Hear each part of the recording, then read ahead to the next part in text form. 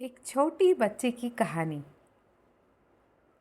कहानी कुछ ऐसी है कि एक बार एक छोटी सी बच्ची हाथ में मिट्टी की गुल्लक लिए भागती हुई एक दवाई की दुकान पे गई।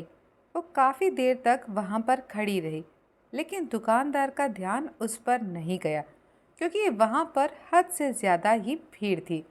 उसने दुकानदार को कई बार बुलाया, लेकिन दुकानदार का ध्यान उस पर गया ही नहीं।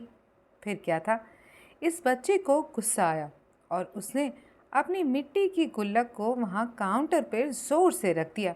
इसके बाद दुकानदार और वहाँ पर खड़े सभी लोग उस बच्चे की तरफ देखने लगे। दुकानदार ने उस बच्ची से पूछा कि बेटे, आपको क्या चाहिए? तो फिर बड़े भोलेपन से वो बोली, मुझे एक चमत्कार चाहिए। ये सुनकर दुकानदार को कुछ समझ में नहीं आया और ना ही वहाँ पर खड़े लोगों को कुछ समझ में आया। सभी उसकी तरफ देखने लगे। फिर दुकानदार ने उससे कहा कि बेटे, चमत्कार तो यहाँ पर नहीं मिलता है। तो बच्चे को लगा कि वो उससे झूठ बोल रहा है। उसने कहा कि मेरे गुल्लक में बहुत पैसे हैं, बताओ आपको कितने पैसे चाहिए? मैं आज यहाँ से चमत्कार लेकर ही जाऊंगी। तभी काउंटर पर खड़े एक आदमी ने उससे पूछा कि बेटी, क्यों चाहिए तुमको चमत्कार? तब उसे बच्ची ने अपनी कहानी बताई। अभी कुछ दिन पहले मेरे भाई के सर में बहुत तेज़ दर्द हुआ। मेरे पापा मम्मी उसको हॉस्पिटल लेकर गए। उसके बाद कई दिन तक मेरा भाई घर नहीं आया। मैंने बहुत बार अपने पापा से पूछा, लेकिन उन्होंने मुझे कुछ नहीं बताया। वो बार बार यही बोलते रहे कि वह कल आ जाएगा, लेकिन वह अभी तक घर नहीं आया है। तभी मैंने देखा कि मम्मी रो रही थी और पापा उनसे कह रहे थे कि हमारे बेटे के इलाज और दवाइयों के लिए जितने पैसे चाहिए उतने पैसे मेरे पास नहीं हैं। अब उसे कोई चमत्कार ही बचा सकता है।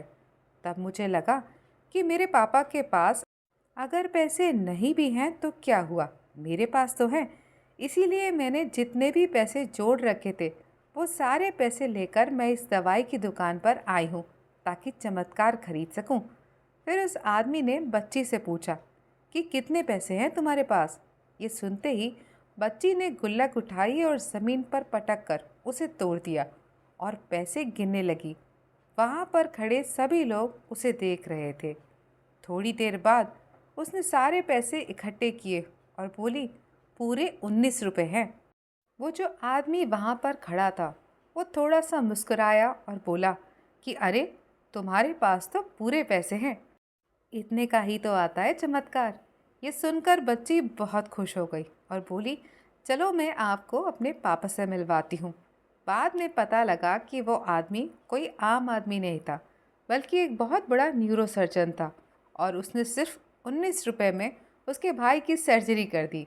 उसका भाई कुछ दिन बाद ठीक होकर घर वापस आ गया। फिर कुछ दिन बाद वह बच्ची, उसका भाई, उसके पापा और मम्मी चारों एक साथ बैठे हुए थे और बात कर रहे थे। तभी उसकी मम्मी ने उसके पापा से पूछा कि अब तो बता दो, ये चमत्कार आपने कैसे किया? तब उन्होंने अपनी बेटी की तरफ देखकर कहा, चमत्कार मैंने नहीं, इसने किया है। तो यहाँ पर एक बहुत बड़ा सबक ये है जो हम सब उस छोटी बच्ची से सीख सकते हैं कि ज़िंदगी में कभी कभी ऐसा होता है कि हमें कोई रास्ता नज़र नहीं आ रहा होता और हम लोग हिम्मत हार जाते हैं। तब हमारे अंदर का एक छोटा बच्चा होता है जो कोशिश करने से कभी पीछे नहीं हटता। वो हार मानने को तैयार नहीं होता क्योंकि उसको ना शब्द का मतलब समझ नहीं आता।